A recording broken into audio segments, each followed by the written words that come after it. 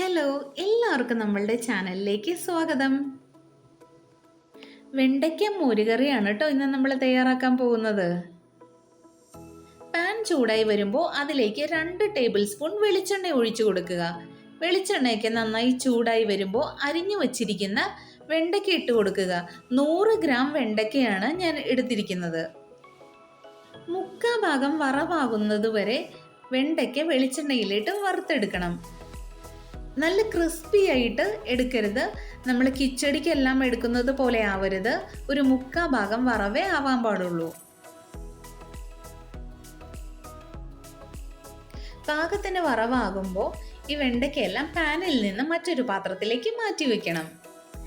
അതേ പാനിലേക്ക് തന്നെ വീണ്ടും കുറച്ചുകൂടി വെളിച്ചെണ്ണ ഒഴിച്ചു കൊടുക്കുക.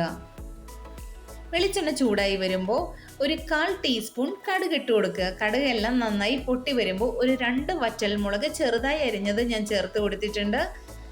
വറ്റൽമുളകിൻ്റെ എല്ലാം നിറം ഒന്ന് മാറി വരുമ്പോൾ കുറച്ച് കറിവേപ്പില കൂടി ചേർത്ത് കൊടുക്കണം.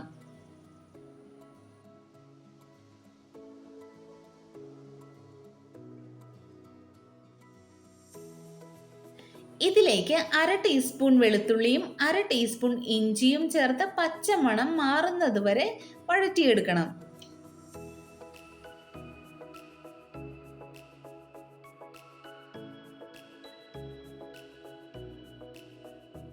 അരിഞ്ഞു വച്ചിരിക്കുന്ന ചെറിയുള്ളി കൂടി ചേർത്ത് കൊടുക്കുക. 6 ഉള്ളിയാണ് ഞാൻ എടുത്തിരിക്കുന്നത്. നന്നായി വഴറ്റിയെടുക്കണം.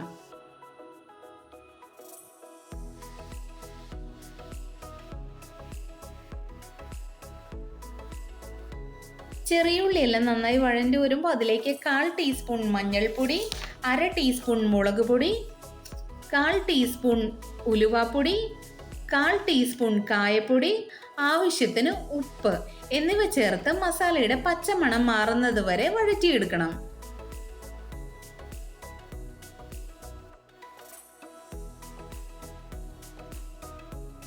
ഇതിലേക്ക് നമ്മൾ നേരത്തെ തയ്യാറാക്കി വെച്ചിരിക്കുന്ന വെണ്ടയ്ക്ക കൂടെ ചേർത്ത് ഒന്നുകൂടെ വഴറ്റിയെടുക്കുക.